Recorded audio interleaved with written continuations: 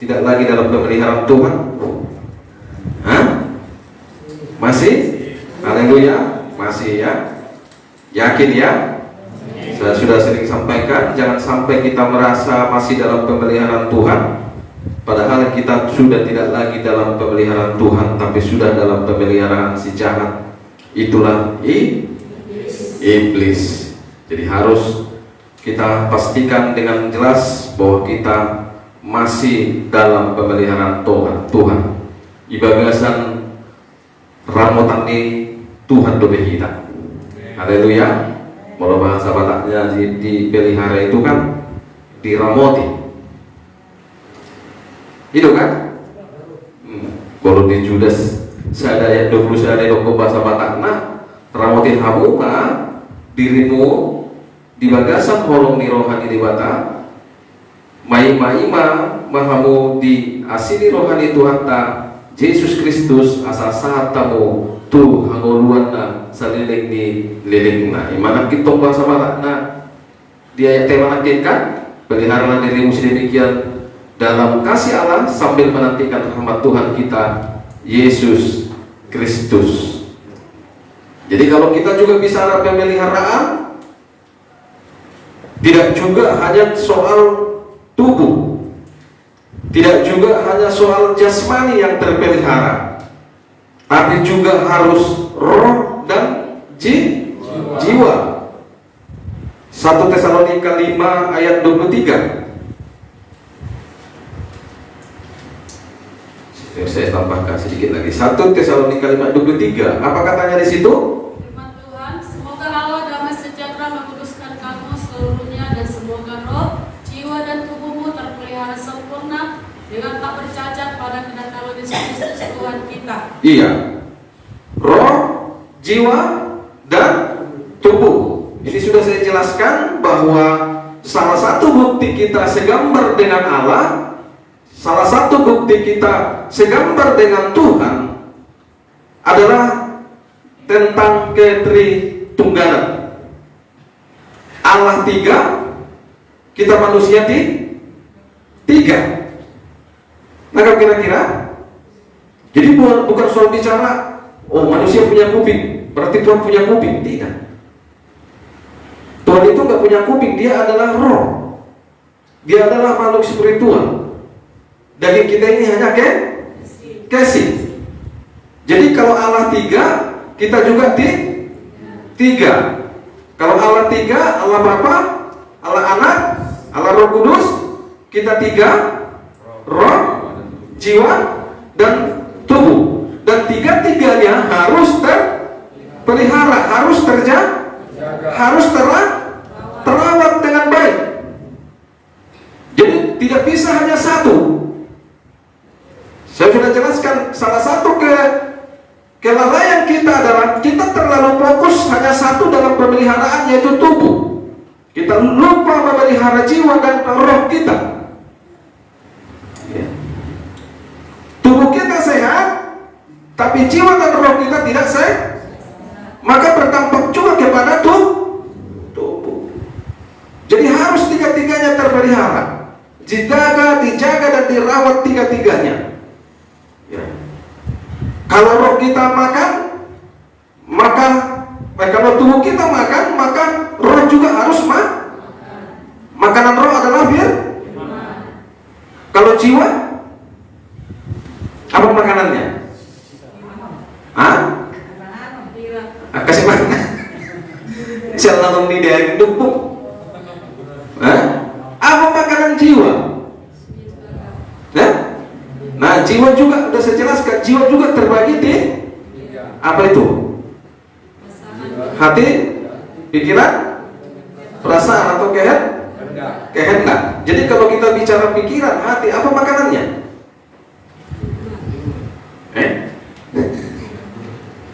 Firman kan makanan roh. Selalu. Kalau pikiran itu apa pengetahuannya? Apa makanannya? Sebenarnya sudah saya kasih tahu, ya udah pengetahuan. Pengetahuan apa yang saudara masukkan ke dalam hati dan pikiran saudara, itulah yang menentukan jiwamu terpelihara dengan benar atau tidak. Makanya hati-hati dengan setiap pengetahuan yang saudara ketahui. Itu bisa mengganggu, itu bisa merusak jiwa, membuat jiwamu sakit. Kalau jiwa sudah sakit, berdampak juga kepada tubuh, berdampak juga kepada roh. Tiga-tiganya ini kalau bermasalah saja satu, maka bermasalah semua. Roh saudara bermasalah, maka jiwa dan tubuh saudara juga bermasalah. Kalau tubuh saudara bermasalah, jiwa dan roh saudara juga bermasalah. Karena ini kan satu, tapi ini tiga, tapi satu. Sama dengan Allah Bapa, tiga. Kalau satu saja bermasalah, udah bermasalah tiga-tiganya. Satu saudara terima, dua-duanya nggak bisa, dua lagi nggak bisa saudara nggak terima, harus terima semua. Jadi harus terpelihara, terjaga dan terawat. Dan dikatakan di situ, bahkan jangan sampai ada jangan ada cacat. Sampai Yesus datang yang kedua kali, salam. Jangan ada cacat. Tubuh, jiwa dan rohmu jangan ada kecacatan. Itu bicara apa? Tentang kecacatan itu bicara apa? Jangan ada kecacatan, itu bicara kudus dan suci. Ya. Jangan ada kenajisan, jangan sampai tubuh, jiwa, roh saudara najiskan. Ya. Haleluya. Harus suci dan kudus. Makanya harus benar-benar terpelihara. Tadi sudah beberapa poin disampaikan hambanya tadi, supaya terpelihara. Nah, saya tambahin lagi supaya terpelihara. Ya. Bicara tentang pemeliharaan yang benar di dalam Tuhan, kita harus dibangun di atas iman yang suci. Apa? Iman yang suci. Yudas 1:20. Yudas 1:20. Apa katanya? Akan tetapi kamu, saudara-saudaraku yang kekasih, bangunlah dirimu sendiri di atas dasar imanmu yang paling suci, dan berdoalah dalam. Iya, jadi harus dibangun di atas dasar iman yang suci. Kalau dikatakan ada iman yang suci, kepercayaan yang suci, berarti ada iman, ada kepercayaan yang tidak suci. Kita sudah juga belajar tahun yang lalu, ada iman yang murni, ada iman yang tidak murni. Jadi bukan berarti kita sudah beriman percaya kepada Tuhan, udah rampung semua. Kita cek dulu kepercayaan kita itu, iman kita itu murni, suci atau tidak. Kita sudah belajar, gak usah kita buka nanti terlalu panjang. Tahun lalu kita sudah sampaikan, iman yang murni atau iman yang suci itu dia tahan, dia kuat menghadapi setiap tantang, setiap percobaan, setiap pergumulan. Dia tidak goyang. Tapi iman palsu atau iman yang tidak suci gampang goyang, oleng dia, bahkan terjatuh. Ya, jadi nggak asal iman. Harus kita cek iman kita, apakah iman kita iman yang murni, iman yang suci atau tidak. Hati-hati, percaya itu tidak asal percaya. Kepercayaan kita itu harus benar. Ya, supaya kita terpelihara dengan baik oleh Tuhan. Ya. Makanya saya selalu berkata, jangan sampai kita seperti Kristen-Kristen di luar sana kaget dengan keadaan hidupnya. Gerejanya berkata kita ini milik Tuhan, dipelihara Tuhan, tapi ternyata faktanya mereka tidak dipelihara Tuhan. Mereka mengalami hal-hal yang tidak baik, yang tidak sesuai dengan apa yang mereka harapkan, karena mereka nggak sadar bahwa mereka tidak lagi sebenarnya dalam pemeliharaan Tuhan. Haleluya. Nah, kemudian supaya kita terpelihara di dalam Tuhan dengan baik, Kita terpelihara di dalam Tuhan itu benar-benar terpelihara, tidak asal terpelihara. Dan kedua yang saya tambahkan adalah berperilakulah dengan baik, jangan berperilaku jahat. Mazmur tadi, Mazmur 37 tadi, tapi saya tambah itu ayat 27-nya. Tadi kan hanya ayat 28. Mazmur 37-nya.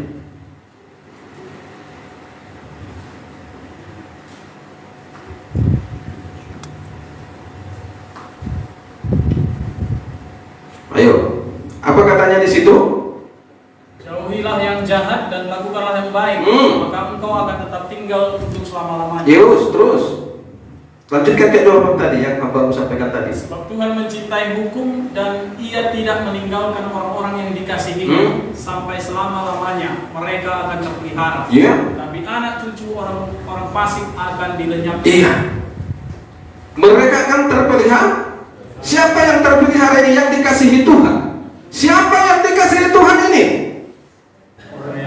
Orang yang berperilaku baik. Dan ini sudah sering saya sampaikan, kita jangan sampai seperti Kristen-Kristen di luar sana yang masih merasa dikasihi Tuhan, padahal mereka tidak lagi dikasihi Tuhan. Kenapa tidak dikasihi Tuhan? Karena perilakunya jahat. Karena dia orang fasik tidak dipelihara Tuhan, tapi orang fasik dipelihara setan. Haleluya. Saya berharap kita tidak ada lagi dalam kefasikan. Kita adalah orang-orang yang dikasihi Tuhan karena kita berperilaku baik. Dan kalau kita berperilaku baik, kita dalam pemeliharaan Tuhan. Bukan hanya kita yang dipelihara Tuhan, tapi sampai kepada anak cucu. Pinoparmu di rambut Tuhan, boleh tikos pangalamu. Haleluya saudaraku. Allah pinoparmu dipelihara Tuhan, diramuti Tuhan. Amin. Hidupnya tadi harap pun apa? Kan hidup kan? Dulu diramuti Tuhan kita, diramuti Tuhan peneparta. Mantap dong. Jadi kalau mau dipelihara Tuhan, mau nendo kita diramuti Tuhan dan alami tania. Nah, ini harus kita luruskan lagi. Syaratnya dipelihara Tuhan tidak ada dalam Alkitab Kejadian sampai Wahyu, nggak ada syaratnya supaya kita dipelihara Tuhan, anak cucu kita dipelihara Tuhan. Kita diramuti Tuhan, dok pinapar tantangan dong di Alkitab di dokter mertangi yang mau. Hati-hati, saya sudah bilang selalu doa diperalat. Akhirnya orang-orang Kristen kecewa. Martangi yang kotor rajin ko martangi yang mau tuduhani ya saya ramoti ko. Pertanyaan matutu ruasi. Habe paktana berbeda. Gak ada yang salah dengan doa. Tapi yang salah adalah cara perilaku. Ya, kalau perilaku kita sudah baik, tidak lagi dalam kejahatan, tidak lagi dalam kefasikan, kita berdoa sama Tuhan, Tuhan pasu-pasu ramoti au do pinoparru, berkati kami, pelihara kami, maka Tuhan akan lakukan karena perilaku kita baik. Jadi doa itu ada tekniknya. Haleluya. Tidak ada tokoh dalam Alkitab. Kalau ada kasih tahu kepada saya, siapa tokoh dalam Alkitab berdoa dia dijawab Tuhan? Angkat tangannya. Siapa? Ada enggak? Tidak ada. Enggak ada kan? Hah? Enggak ada. Makanya waktu Yesus berkata, berdoa dan mintalah akan kuberikan kepadamu. Kepada siapa dia itu berkata? Apakah di depan jemaat biasa? Hah? Tidak. Kepada murid-muridnya. Saya Saya sudah katakan wajar dong dia berkata seperti itu, karena yang di depannya adalah murid. Kalau saudara juga adalah murid, berkarakter murid, apa yang kau minta doakan Tuhan dengar. Ini penjelasannya yang benar. Jadi jangan asal bilang apapun yang kau minta Tuhan berikan. Haleluya. Jemaat salah merespon, berarti berdosa BHB yang belum bertanya no HB puja oleh Tuhan dong. Salah. Belum itu semua bertanya HB bertanya kau oleh Tuhan HB yang tidak berdosa. Beritaku tanah tikos. Mundur nama gaya bertindak. Iya kan? Yang jahat aja kita semua. Kalau bisanya begitu kan, jahat pun didengarkan Tuhan doa, udah jahat aja semua udah. Jahat. Maka kira-kira, iya. Haleluya. Itu bedanya kita di bawah roh God, tidak akan mendengarkan khotbah yang menyenangkan telinga, menyenangkan hati, tapi khotbah yang menyenangkan telinga Tuhan dan menyenangkan hati Tuhan. Salam.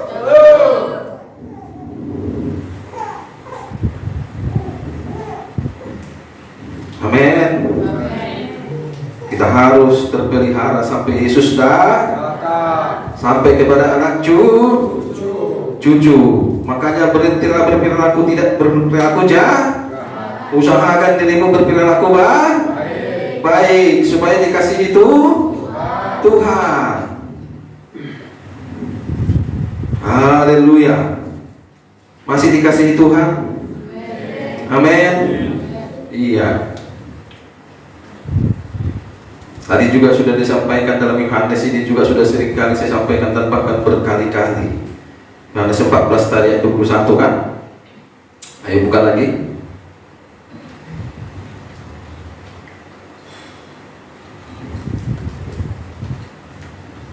Apa katanya di situ? Barang siapa memegang perintahku dan melakukannya, dialah yang mengasihi aku. Dan barang siapa mengasihi aku, ia akan dikasihi oleh Bapakku. Iya. Aku pun akan mengasihi dia dan akan menyatakan diriku kepadanya. Iya. 1 Yohanes 5 ayat 2 sampai dengan 3.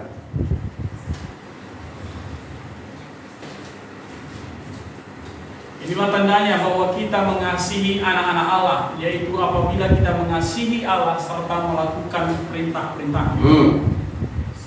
Sebab inilah kasih kepada Allah, yaitu bahwa kita menuruti perintah-perintahnya. Perintah-perintahnya itu berat enggak? Berat enggak firman Tuhan? Yakin? Yang bikin berat itu apa? Enggak, yang bikin berat melakukannya apa? Karena tidak punya keinginan, tidak punya kemauan. Kalau kita punya kemauan, berat enggak? Enggak ada yang berat. Ya. Karena kita nggak punya keinginan. Kenapa nggak punya keinginan kita untuk melakukan firman Tuhan, taat kepada hukum Tuhan, peraturan Tuhan, perintah Tuhan? Kita nggak mengasihi Tuhan. Kalau mengasihi Tuhan pasti bisa. Ya. Coba waktu kita pacaran dulu kan, ya. Sesusah apapun yang disuruh kekasih kita itu, yang kita kasihi itu, bisa nggak kita lakukan? Bisa. Iya kan? Waktu pacaran dulu kan, bisanya kau bikin lontong, padahal nggak bisa. Iya kan? Bisa kau bikin lontong gitu, diam. Dalam hati sebenarnya nggak bisa aku sebenarnya, tapi aku karena aku mengasihi dia, aku bilang lagi ya, bisa Bang. Oh iya, minggu aku datang, aku mau bikin lontong buatanmu. Akhirnya dia lakukan itu, akhirnya bisa. Karena apa? Karena kemauan. Kenapa dia mau? Karena mengasihi. Dia mengasihi. Dia mengasihi kekasihnya itu. Aku mau beli sepatu Bang, gak ada lagi sepatuku. Gak sanggup dia sebenarnya secara keuangan, tapi dia jadi mau berusaha demi yang dikasihi. Kalau kita mengasihi Bapa, gak ada alasan, gak ada tapi. Apa kata Tuhan lakukan? Apa kata Tuhan lakukan? Itu bukti kasih kita pada Tuhan. Dengan mudah kita melakukannya. Kamu jangan begini, siap bos. Kamu jangan begini, iya kekasihku.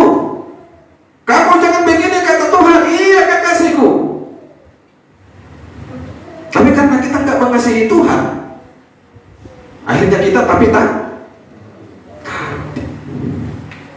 Sama kalau kita suami istri, pasangan suami istri, kalau tidak ada lagi kasih sudah mulai menurun. Apa kata pasanganmu? Kau akan mulai menentang pelan-pelan. Tapi kalau kasihmu masih 100%, pasti kau bilang, misalnya kalau istri, iya papi, iya kan? Tapi kalau sudah mulai agak sedikit-sedikit menurun, nggak seperti zaman pacaran lagi, akhirnya udah kependam, selalu, karena kasih sudah mulai menurun. Kalau kasih itu masih penuh, wah gampang, saudara, mudah kita melakukannya. Selubung itu. Haleluya. Iya, jadi mari kita mengasihi Tuhan supaya dengan mudah kita melakukannya. Ya. Nah, dan ini juga sering saya sampaikan, hati-hati tentang pemberitaan kasih Tuhan. Tidak semua orang dikasihi Tuhan. Loh, ya kan? Hati-hati dengan gereja yang berkata, padahal kau terus berdosa, gak mau bertobat, Tuhan bilang Tuhan mengasihimu. Padahal kau manusia fasik, lalu pendeta bilang Tuhan mengasihimu. Itu pendeta bodoh. Iya benar, nggak apa-apa lain. Dan inilah yang membuat kekristenan jadi manja. Nggak mau bertobat. Sahabat yang saya sampaikan semalam, kenapa orang nggak mau bertobat? Karena merasa akan selamat. Kenapa merasa akan selamat walaupun tidak bertobat? Karena salah tafsir Alkitab. Mereka merasa keselamatan masuk surga adalah kasih karunia.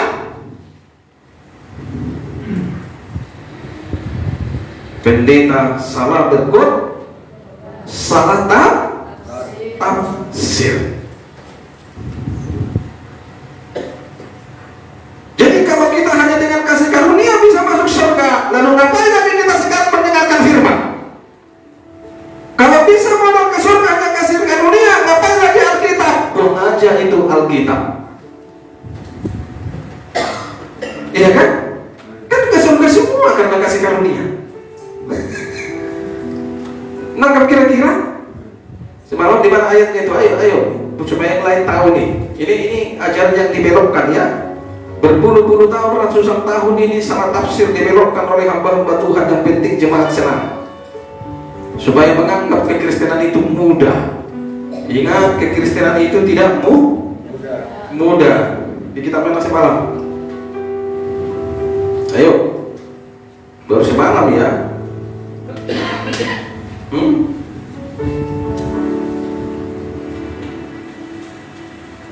Ayo, cepat yang semalam yang hadir. Ayo kita buka Efesus 2-nya. Ini yang sering menjebak gereja. Doktrin ini bahaya nih, Efesus 2. Dan ini sudah berkali-kali saya jelaskan. Hati-hati dengan ayat ini. Ayat 8-9. Ayo. Baik, satu orang yang kencang. Sebab karena kasih karunia kamu diselamatkan oleh iman. Itu bukan hasil usahamu tetapi pemberian Allah. Iya. Itu bukan hasil pekerjaanmu. Jangan ada orang yang memegahkan diri. Ya. Ada yang salah dengan ayat ini? Tidak. Yang salah apanya? Penjelasannya. Sebab karena kasih karunia kamu diselamatkan oleh iman. Itu bukan hasil usahamu tetapi pemberian Allah. Itu bukan hasil kerjamu. Jangan ada orang memegahkan diri. Ini maksudnya kasih karunia 2000 tahun yang lalu. Jawabannya ayat 1. Ayo. Jadi ini yang disebut dengan ayat ditafsir dengan ayat, bukan ditafsir dengan logika. Ayo.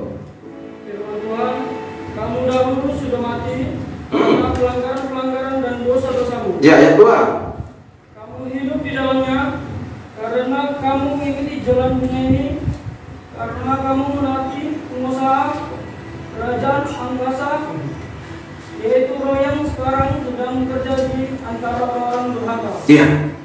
Jadi yang ayat 89 tadi, maksud Rasul Paulus adalah kasih karunia yang Yesus kerjakan dahulu 2000 tahun yang lalu. Rasul Paulus berkata, manusia, dahulu kamu diselamatkan bukan karena usahamu, tapi karena usaha Kristus di atas kayu salib. Maksudnya dahulu. Nah, setelah yang dahulu dan sekarang, apa bedanya? Sekarang kita yang berusaha dengan cara bagaimana? Hidup kudus, suci, tidak bercacat, tidak bernoda. Katakan amin.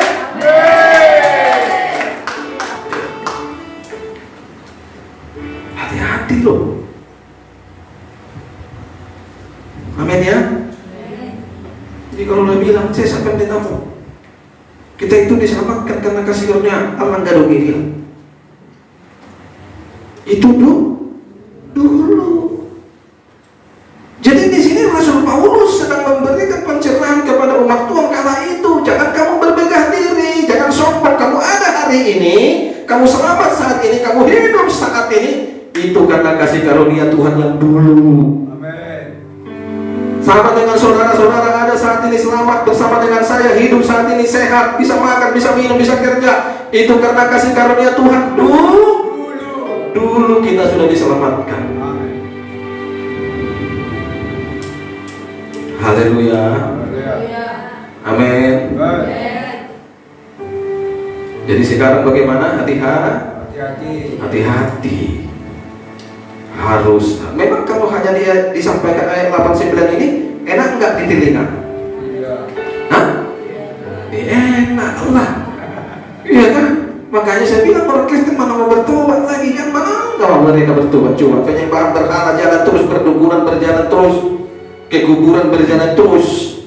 Karena mereka sudah didoktrin keselamatan itu anugerah, bukan hasil usaha. Berarti nggak perlu usaha supaya selamat. Ini berbahaya. Repot sudah kekristenan seperti ini. Ya. Kasihan. Amin. Ya, mereka lah yang dikatakan dalam kitab Titus itu menyalahgunakan kasih karunia. Ayo, Titus pasal berapa?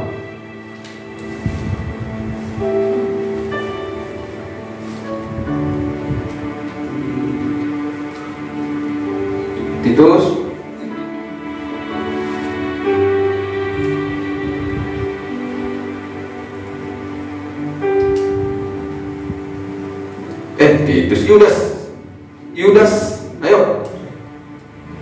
Yudas pasal 1.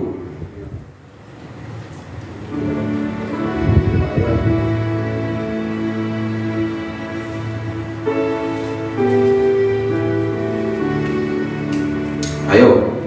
Apa katanya?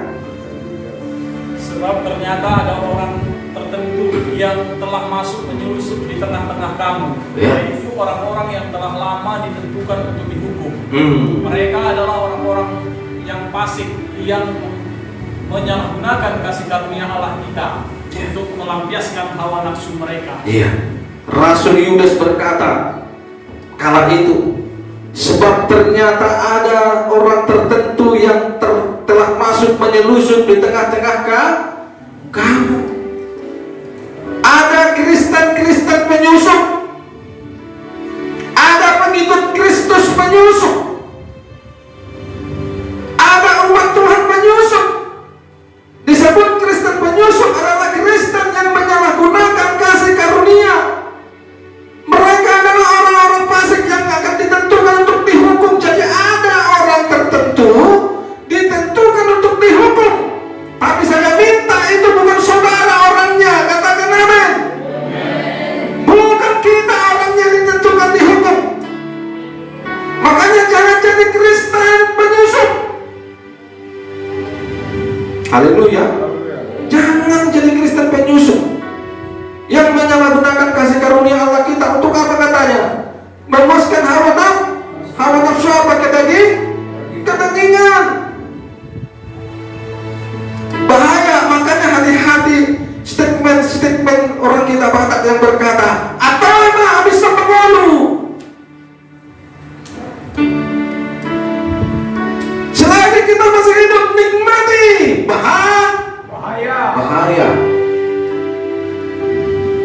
Kristen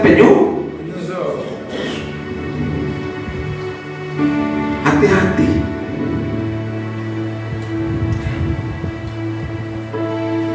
Jadi kalau semua selamat, berarti orang fasik pun selamat dong.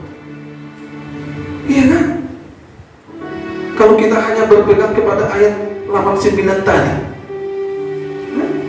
nggak perlu usaha, berarti fasik pun kita selamat. Oh kacau ini, lalu siapa nanti di neraka? Hah? Ya kosong lah neraka kalau gitunya salah penafsirannya. Kosong neraka.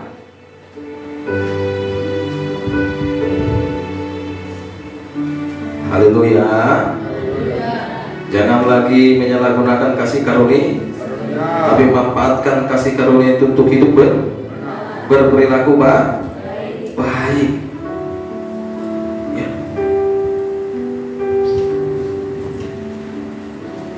Anggap sampai di sini. Jadi kita harus tetap hati-hati dan waspada dengan setiap pengajaran. Jangan sampai kita tertelan dengan pengajaran yang sepertinya benar, padahal sudah tidak benar dan menjebak kita. Bahaya, nanti kita tidak selamat, kita dihukum. Jadi ada orang-orang tertentu yang akan dihukum, yaitu orang yang menyalahgunakan kasih karunia. Ada lagi ayatnya itu kan pernah saya sampaikan di mana itu, selain daripada Titus tadi.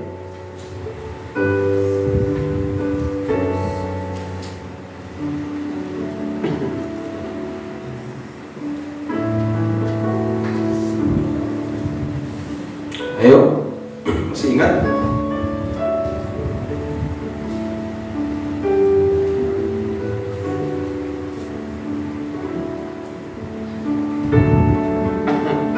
Di ayat mana itu? Ada yang sudah dapat?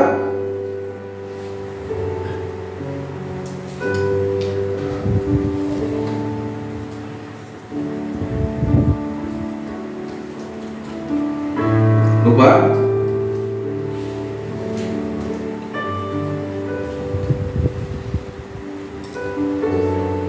Itu udah berkali-kali saya sampaikan.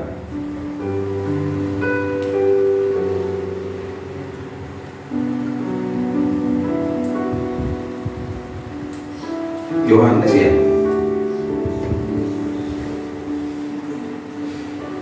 Iya. Yohanes 17 ayat 12. Ayo ini yang terakhir.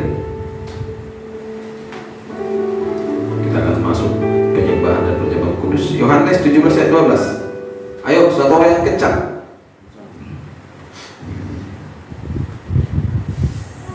Apa katanya? Aku memelihara mereka dalam namamu, yaitu namamu yang telah engkau berikan kepadaku. Aku telah menjaga mereka dan tidak ada seorang pun dari mereka yang binasa selain daripada dia yang telah ditentukan untuk binasa, supaya genaplah yang tertulis dalam kitab. Iya, berarti ada orang memang ditentukan untuk binasa. Ada orang yang ditentukan untuk binasa. Siapa mereka? Mereka yang tidak lagi dalam pemeliharaan Tuhan. Mereka yang sudah lepas dan keluar dari pemeliharaan Tuhan. Mereka lah orang-orang yang ditentukan untuk binasa, tidak akan memperoleh yang namanya keselamatan lagi. Makanya dikatakan di situ, selama aku bersama-sama mereka, aku memelihara mereka dalam namamu, yaitu namamu yang telah kau berikan kepadaku, kata Yesus. Aku telah menjaga mereka dan tidak ada seorang pun dari mereka yang binasa. Jadi nggak ada yang akan binasa dari orang-orang yang masih dalam pemeliharaan Tuhan. Tapi yang akan binasa adalah di luar dari pemeliharaan Tuhan, yang memang sudah ditentukan untuk binasa, supaya genaplah yang tertulis dalam kitab suci. Ya. Amin, saudaraku. Haleluya. Tunggu tuh sampai ini. Selamat tuh kita.